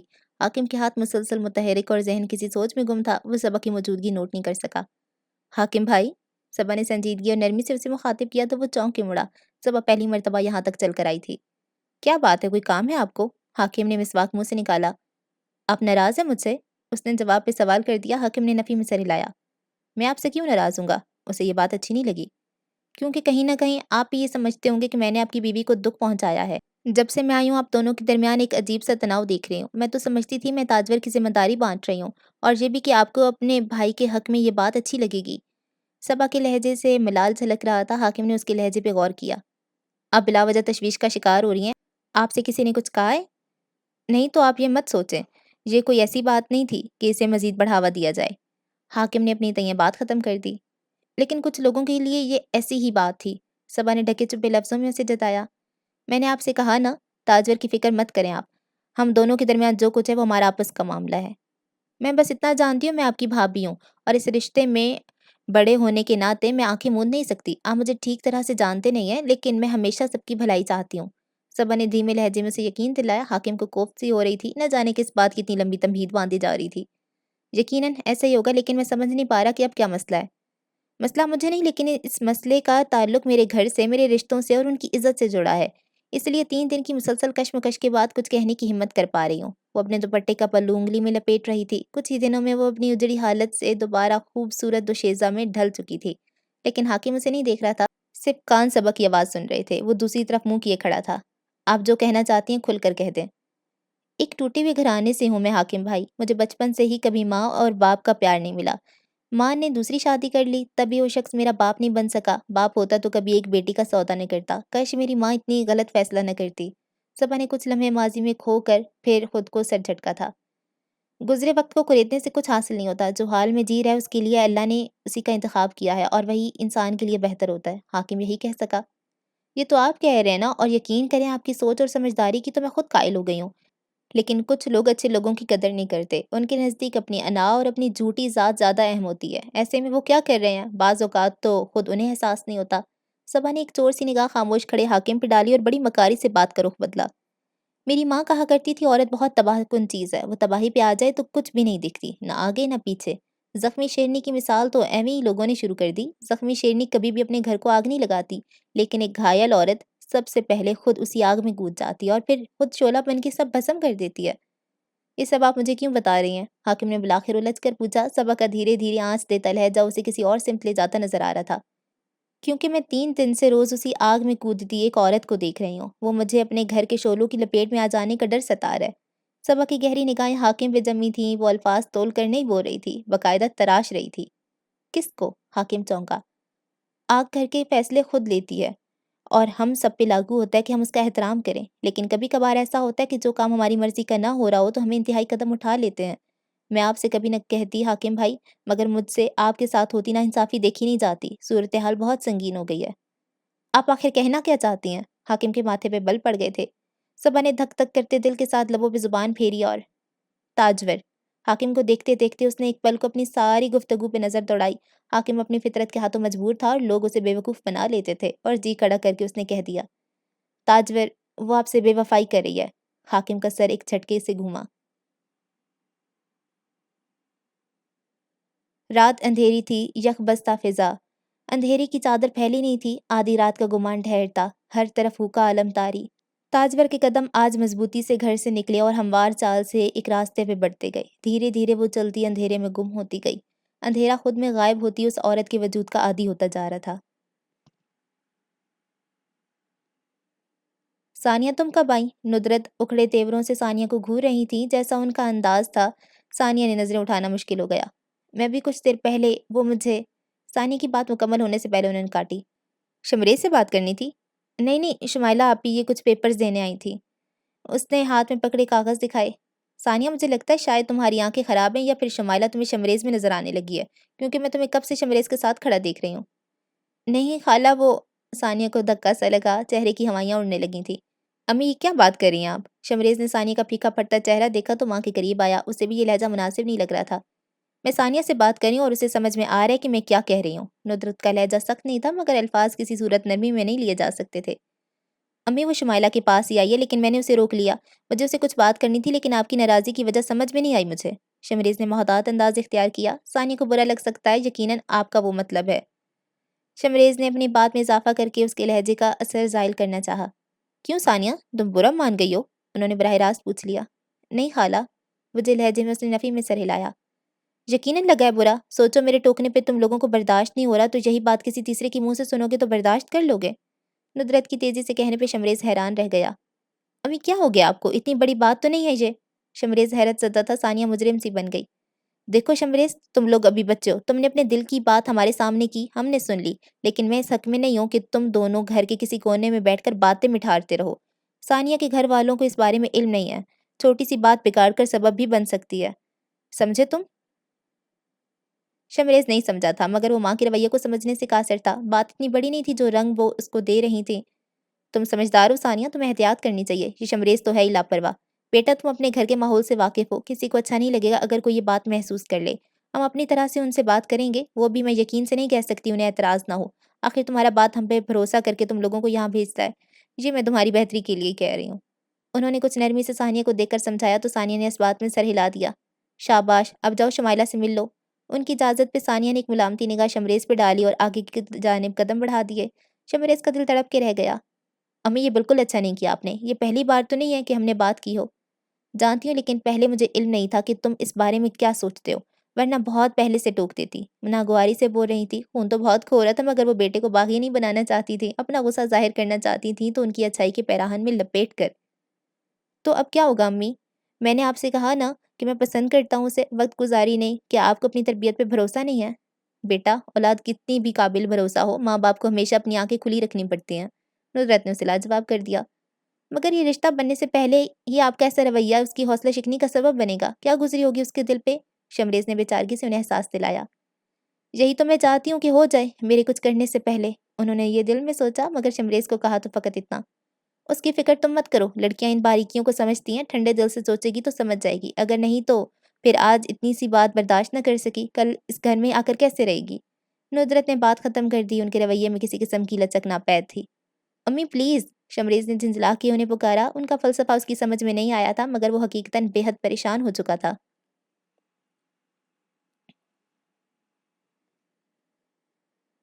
ये मंज़र था ताजवर के कमरे का और किरदार 3 थे। ताजो ने अपने बेटे को पेट के बल तकिए पे लिटाया हुआ था और वो उसकी पुश्त पे हाथ फेर रही थी। हाकिम बगौर उसकी हरकत देख रहा था। वहाँ सुकून था, ठहराव था और तमानियत।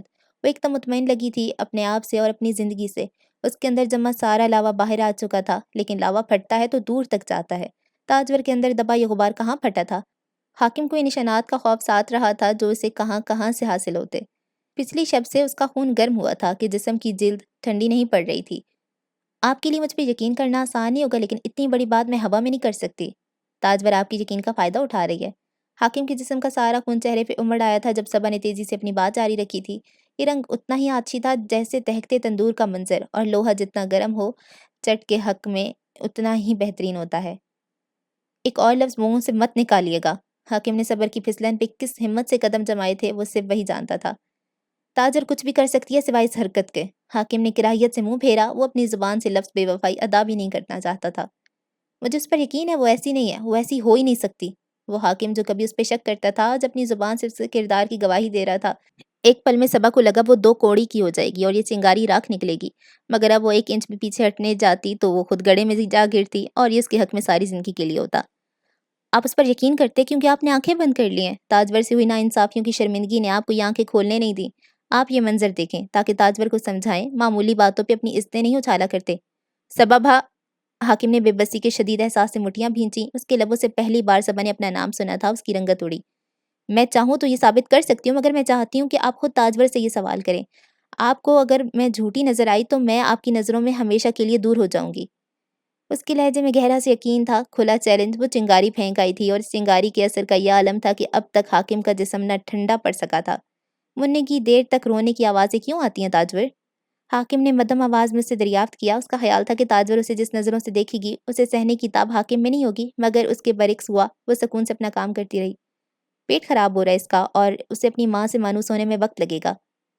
اور تمہارا بیٹا کیا کہتا ہے؟ وہ مسکرا کر پوچھنے لگا۔ تاجور اس کے راگ سننے لگی جو کھیلتے ہوئے مستی میں مختلف آوازیں نکال رہا تھا۔ آپ پوچھیں اس سے، بڑا ہو رہا ہے اب، اسے گود میں اٹھایا کریں۔ وہ نارمل لہجے میں بول رہی تھی۔ حاکم کو کہیں سے کچھ غیر معمولی ہونے کا احساس نہیں ہو رہا تھا۔ تاجور میں سوچ رہا تھا ہماری زندگی میں کیا ہے ایسا جو ہمیں باقیوں کی جیسی زندگی گزارنے سے الگ کرتا ہے؟ حاکم نے اچانک سوال کیا۔ تاجور کے ہاتھ ایک لمحے کو ساکت ہوئے تھے۔ میں نے تو ایسا کبھی نہیں سوچا، اسی لیے میں کوئی جواب بھی نہیں دے سکتی۔ کیا تم اس قابل نہیں سمجھتی کہ ہم دونوں اپنے بارے میں کچھ سوچیں؟ حاکم ازحد سنجیدہ تھا۔ آپ سوچیں، میں آپ پر پابندی تو نہیں لگا رہی۔ وہی سادہ سپاٹ سا جواب۔ اور تم؟ وہ سیدھا ہوا۔ میں اپنے بارے میں سوچ چکی ہوں۔ تاجور نے اسی بے فکری سے جواب دیا، ہنوز پرسکون انداز۔ اور وہ جو ایک چنگاری تھی، کسی سلگتے کونے کی نوک حاکم کے اندر زور سے چبھی تھی۔ کیا سوچا تم نے؟ کچھ قابل ذکر نہیں ہے، میں بہت محدود سوچ کی مالک ہوں۔ پھر بھی میں سننا چاہتا ہوں۔ وہ بزید ہوا۔ تاجور نے خاموشی سے بچے پہ گرم کپڑا برابر کیا اور اٹھتے ہوئے بولی، میں اماں کو دیکھ کر آتی ہوں، سو گئی ہیں یا جاگ رہی ہیں۔ بیٹھ جاؤ تاجور، میں تم سے بات کر رہا ہوں۔ کیا ہم لوگ کبھی معمول کی زندگی نہیں بسر کر سکتے؟ مجھے سمجھ میں نہیں آتا آپ اس قدر مشکل سوالات کیوں کر رہے ہیں مجھ سے؟ میرے پاس ان کے جوابات نہیں ہیں اور آپ ہر معاملے کو مجھ سے الگ نگاہ سے دیکھنے کے عادی ہیں، اس لیے بیکار ہے کہ آپ مجھ سے متفق ہو جائیں۔ وہ عاجز آ کر بولی۔ حاکم کو بھی اس کے زخموں کو قریدنے کر نہ جانے کیا حاصل ہوتا تھا۔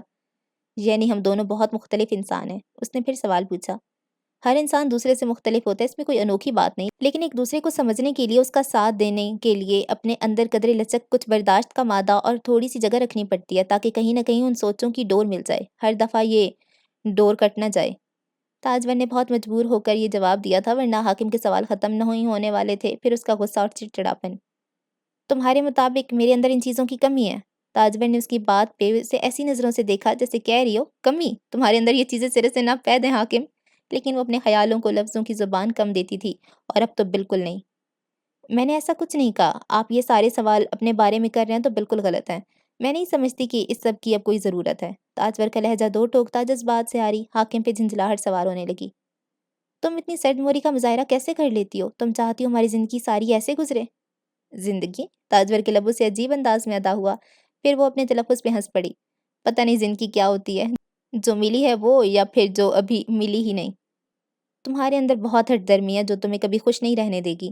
دھیرے دھیرے اس کے اندر کا غصہ باہر آنے لگا، اس میں آنے والی تبدیلیاں غائب ہونے لگیں۔ یہ بات تو آپ مجھے ہمیشہ سے بتاتے آ رہے ہیں، لیکن میں آپ کو بتاؤں کہ میں اب خوش ہوں۔ مجھے کوئی غم نہیں۔ اس نے خود سے اعتراف کر لیا۔ حاکم کے کانوں میں آواز گونجی۔ وہ آپ سے بے وفائی کر رہی ہے، اسے کسی بات کی پرواہ نہیں۔ تو پھر رہو خوش اسی زندگی کے ساتھ، لیکن میں تمہیں بتاتا رہوں تاجور، تمہارے بارے میں مجھے کچھ ایسے پتہ چلا جو مجھے نہیں چلنا چاہیے، تو وہ اچھا نہیں ہوگا۔ حاکم نے سنگین لہجے میں اسے تنبیہ کی۔ تاجور ایسی کھڑی ہو گئی جیسے اس کی بات اڑا رہی ہو۔ اس بارے میں کیا کر سکتی ہوں؟ آپ کو تو کبھی بھی کچھ بھی برا لگ سکتا ہے۔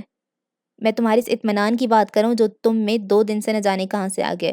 حاکم نے بالآخر تیر پھینکا اور اس نشانے کو دیکھا جہاں جا کر لگتا تھا۔ تاجور کا جواب فقط ایک پھیکی سی مسکراہٹ تھا۔ اماں کو دیکھ کر آتی ہوں۔ وہ مڑی۔ تم کل کہیں گئی تھی یا کوئی تمہارے پاس آیا تھا؟ تاجور نے اپنے عقب سے سنا اور اس کے بڑھتے قدم ٹھٹکے۔ اس کا ٹھٹکنا حاکم کے دل میں ترازو ہوا۔ وہ جاتے جاتے پلٹی اور پورے اعتماد سے جواب دیا۔ میں نے سہارے لینے چھوڑ دیے حاکم۔ یہ سہارے سوائے دھوکے کے کچھ نہ دیتے۔ میں کسی سے ملوں یا کوئی مجھ سے، اس سے نہ میری صحت پہ کچھ اثر پڑے گا نہ میری زندگی پر۔ تاجور نے اس کی آنکھوں میں دیکھتی ہوئے جواب دیا تھا۔ کوئی لڑکھڑاہٹ، کہیں کوئی جھوٹ کی لہر یا ہلکا سا خوف، کچھ بھی نہیں تھا جو ہوا بن کے چنگاری بھڑکاتا۔ ताजवर वापस मुड़ गई। वो क्या जानती नहीं थी कि ये अंधेरे में फेंका गया तीर, जिसका उसने शिकार नहीं होना। हाकिम को अगर कुछ पता होता तो वो उसके सामने बैठकर सवाल न पूछ रहा होता, बल्कि अब तक कुछ कर चुका होता। सो वो क्यों अपनी सच्चाइयाँ यहाँ कर देती? हाकिम खाली कमरे में बैठा रह गया। मैं चाहूँ तो ये साबित कर सकती हूँ, मगर मैं चाहती हूँ आप ताजवर से ये सवाल करें।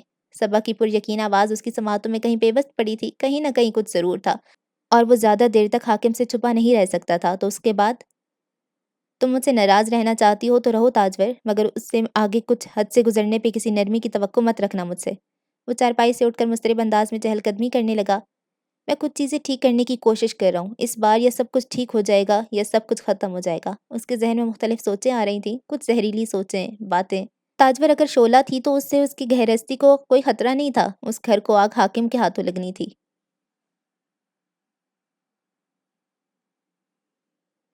अगली रात की बात थी। सबा मौके की ताक में थी। इतना तो उसे यकीन था कि ताजवर के कदम नहीं थमने वाले, और जो शक का बीज वो हाकिम के अंदर बो चुकी थी, उसे खाली जाता नहीं देख सकती थी। वरना हाकिम की नज़रों में उसकी क्या औकात बचती, क्या इज्जत रहती? झूठी और चालबाज़? इल्ज़ाम तराशी करने वाली? हरगिज़ नहीं। उसने अपनी कदर बढ़ानी थी, घटानी नहीं थी, और वो जानती थी कि उसमें वो सारे गुण मौजूद हैं। वो चंद ही दिनों में वो सब पिछा सकती है। इस घर में उसके घर के मर्दों पर ये उसकी हुक्म खुली हुक्मरानी थी, जो सबा कभी सोचा करती थी। उस पे जानिसार शौहर, हर स्याह सफ़ेद की मालिक वो खुद। न सास से दिल बुरा होने के लिए था, न नंदे आँखों में खटकती थीं। यकीनन वो उसी दिन के लिए पैदा हुई थी, और ये उसका ख़ानदान था।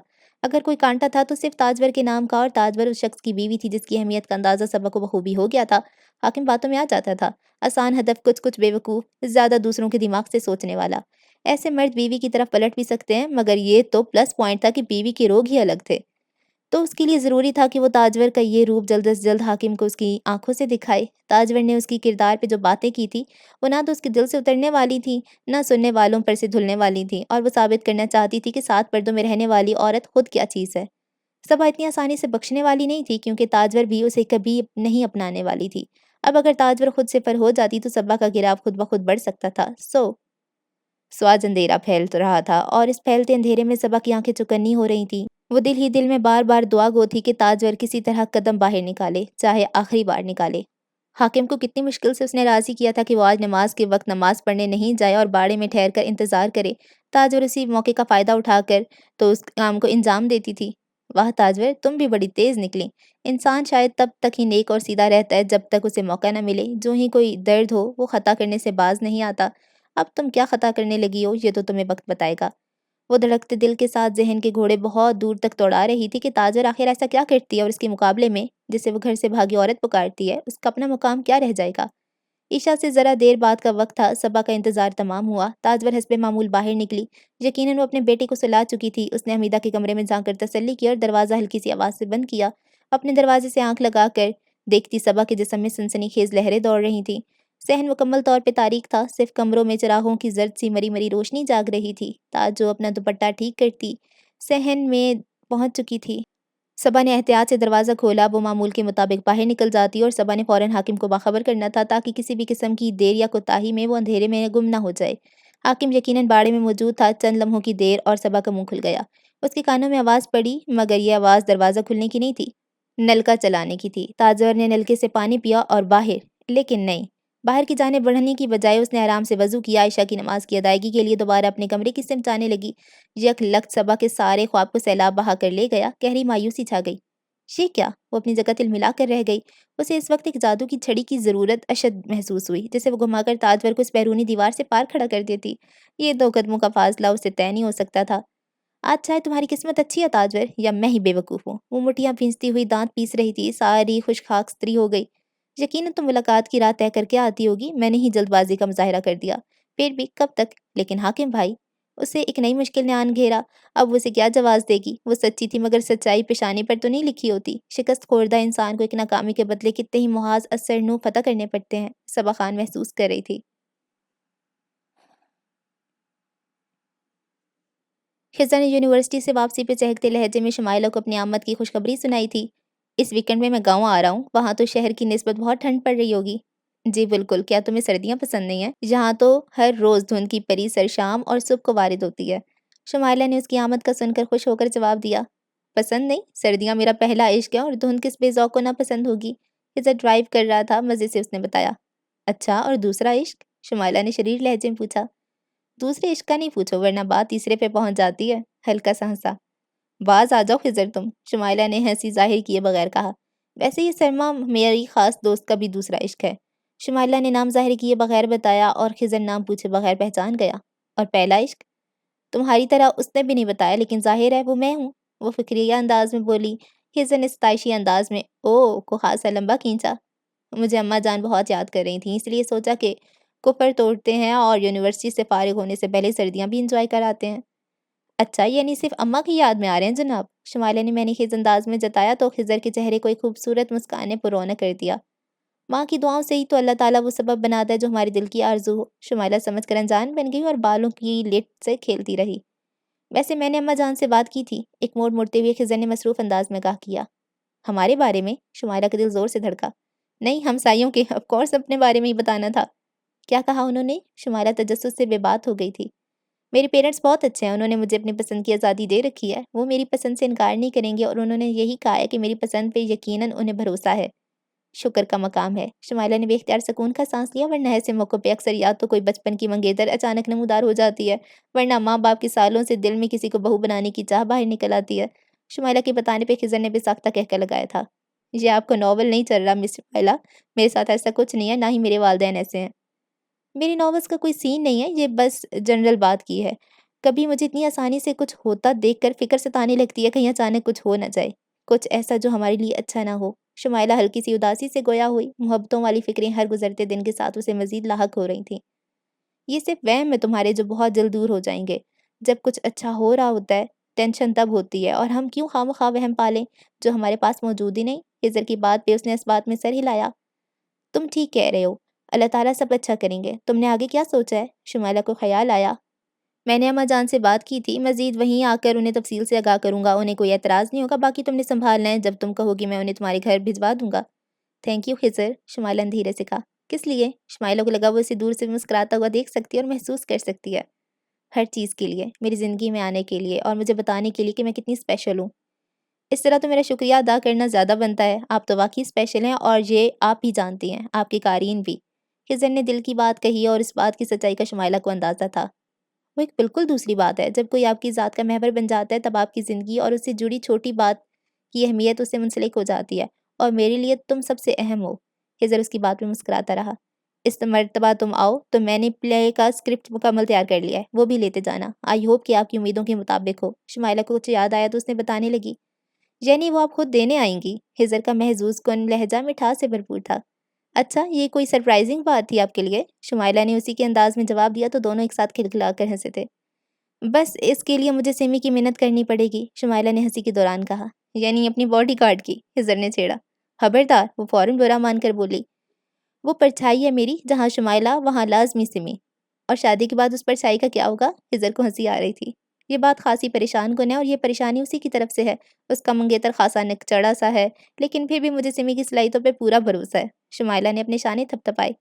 ये तो बहुत अच्छी बात है। हाँ, मैं ज़रूर उसे जेलस होने वाला हूँ, जिस तरह उसने कब्ज़ा जमा रखा है।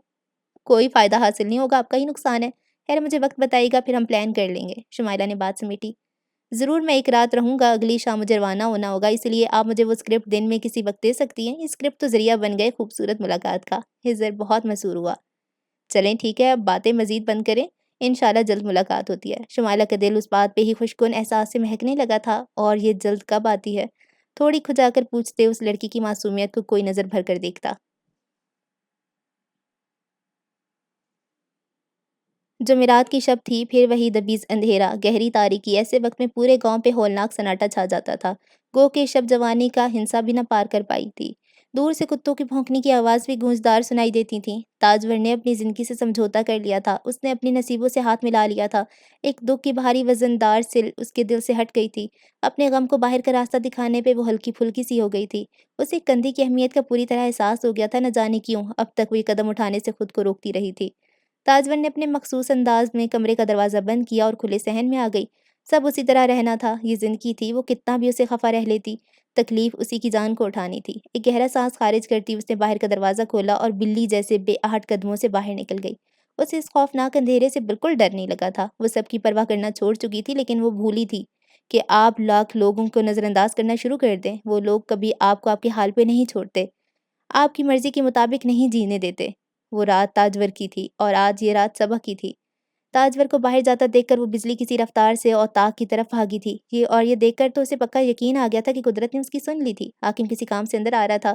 وہ نماز کے لیے گیا تھا مگر واپس آ رہا تھا۔ سردی بہت ہے، مجھے شال دے دو۔ حاکم نے اندھیرے میں اسے مخاطب کیا۔ وہ یقیناً یہی لینے آیا تھا، صبا کی دعاؤں کا ثمر بن کر۔ حاکم بھائی، یہ میں ہوں، اور آج میرے پاس اس بات کو ثابت کرنے کا ثبوت موجود ہے۔ اندھیرے میں اس کی آنکھیں چمک رہی تھیں اور سانس بری طرح پھولا ہوا تھا۔ حاکم نے ناگواری سے سامنے سے نکلنا چاہا۔ مجھے آپ کی کوئی بات نہیں سننی، تاجور۔ اس نے تاجور کو آواز دی مگر جواب خاموشی۔ وہ نہیں ہے، تاجور نہیں ہے، وہ ابھی ابھی میرے سامنے چل کر باہر گئی ہے۔ صبا نے دھماکہ کر دیا۔ حاکم نے دانت پر دانت جمائے مگر اسے یقین تھا وہ غلط بیانی کر رہی ہے۔ تاجور، وہ پکارتا ہوا اسے اندر بڑھنے لگا۔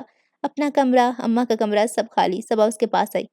میں نے آپ سے کہا تھا وہ آپ کو دھوکہ دے رہی ہے مگر آپ نے اسے سمجھایا نہیں۔ آج رات، اس سے پہلے اور اس سے بھی پہلے نہ جانے کتنی راتیں وہ اسی طرح آپ کی امانت میں خیانت کرتی رہی ہے۔ تاجور نہیں تھی، وہ واقعی چلی گئی تھی۔ اتنی رات کو؟ کہاں؟ حاکم کی اجازت کے بغیر کیوں؟ حاکم سے جھوٹ بول کر؟ کس کے لیے؟ اس کا سر چکرانے لگا۔ میں آپ کو اس تباہی سے بچانا چاہتی تھی لیکن کیا اب آپ اپنی آنکھوں سے اسے دیکھ پائیں گے؟ وہ جو ابھی ابھی اپنے قدموں پہ چل کر گئی ہے۔ حاکم کا وجود اندھیوں کی زد میں تھا۔ وہ کسی لاغر درخت کی مانند لرز رہا تھا جو ٹوٹ جائے تو اس کا وجود اتنی دور تک بکھرے کہ تنکے کی خبر نہ ہو۔ یقین، مان، امید سب خالی ہو گئے۔ حاکم خالی ہو گیا۔ تاجور کو حاکم کی پرواہ نہیں رہی تھی کیونکہ وہ کسی اور کی پرواہ کرنے لگی تھی۔ وہ خود میں مگن رہنے لگی تھی کیونکہ اس نے خود کو حاکم کی وفا سے آزاد کرا لیا تھا۔ جھٹکے سے مڑا اور باہر جانے کی بجائے اندر گیا۔ صبا الجھن سے دو چار ہوئی۔ 1 منٹ سے بھی کم وقت میں وہ باہر آیا تو اس کے ہاتھ میں چمکتی ہوئی کوئی چیز تھی۔ اگر کچھ باقی نہیں رہا تھا تو سب کچھ ختم کیوں نہ کر لے وہ سب برداشت کر لیتا مگر یہ برداشت کرنے والی چیز تو نہیں تھی۔ اس نے تنبیہ کی تھی تاجور کو مگر اس نے حاکم کے اندر کی مرد کی غیرت پہ پیر رکھ دیا تھا۔ حاکم کی آنکھوں میں کالا موتیا اترا۔ وہ چل کر اپنے قدموں پر گئی۔ واپس ان قدموں پہ چل کر نہیں آ سکے گی۔ حاکم نے اپنا ہاتھ بلند کیا۔ وہ تیز دھار کلہاڑا تھا جس کا پھل چمک رہا تھا۔ اس کی نظروں میں دستگیر کا چہرہ آیا، پیچھے، بہت پیچھے، جب وہ ان کے گھر سے نکل رہا تھا اور تاجور نے اپنی پاکیزگی کا یقین دلایا تھا تو کیا وہ اس عورت کے ہاتھوں سے بے وقوف بنتا آیا تھا؟ حاکم بھائی، یہ کیا کرنے والے ہیں آپ؟ صبا کو کچھ بہت سنگین ہونے کا احساس ہوا۔ دل کہہ رہا تھا حاکم یہ جھوٹ ہے، ایک اور غلط قدم مت اٹھاؤ۔ دماغ کہہ رہا تھا وہ عورت ایسا نہیں کرے گی، کیا اتنے سال ایک انسان کو جاننے کے لیے کافی نہیں ہوتے؟ لیکن آنکھوں نے کہا دیکھنے کا تعلق ہم سے ہے، دل و دماغ کی آنکھیں نہیں۔ جو ہم نے دیکھا وہی سچ ہے اور ٹھوس حقیقت۔ حاکم نے اپنی گرفت مضبوط کی اور خون اتری آنکھوں کے ساتھ بگولے کی مانند باہر لپکا۔ حاکم بھائی، صبا ہراساں ہو کر دبا دبا سا چیخی تھی۔ قسط نمبر 10 ہے یا 11 ہے پتہ نہیں، ختم ہو گئی ہے۔ اور یہ کیا ہو گیا ہے؟ میں پچھلی ایپیسوڈ میں کہہ رہی تھی کہ تاجر فرشتہ ہے، فرشتوں جیسی ہے، اتنا اچھا کوئی نہیں ہوتا، اور اب یہ ایک دم سے ایک نیا موڑ آ گیا۔ آپ کو کیا لگتا ہے؟ اچھا، پچھلی کسی ایپیسوڈ میں ہم نے دیکھا تھا کہ ایک عورت جا رہی ہوتی ہے، کسی کے گھٹنوں پہ لگ کے بیٹھی ہوئی ہوتی ہے اور ایک بندہ اس کے پیچھے جا رہا ہوتا ہے، اس کو کلہاڑی مار دیتا ہے۔ کیا یہ والا سین نیکسٹ ایپیسوڈ میں ہونے والا ہے؟ اللہ اللہ، اب کیا ہوگا؟ تاجور ایسے نہیں کر سکتی۔ کوئی اتنا اچھا ہو کے ایک دم سے اتنا غلط کام کیسے کر سکتا ہے؟ ہاں ٹھیک ہے، اس کے ساتھ بہت بہت بہت برا ہوا ہے لیکن یہ تو بہت غلط کام ہے نا، جو شاید ایسا نہ ہو۔ شاید وہ جاتی ہو شکیلہ کے پاس، اس سے باتیں کرنے جاتی ہو، ہے نا؟ کیونکہ وہ بھی تو اس کی بہن ہے۔ پتہ نہیں کیا ہونے والا ہے، مجھے جلدی سے نیکسٹ ایپیسوڈ کا انتظار ہے۔ دعاؤں میں یاد رکھیں۔ اللہ حافظ۔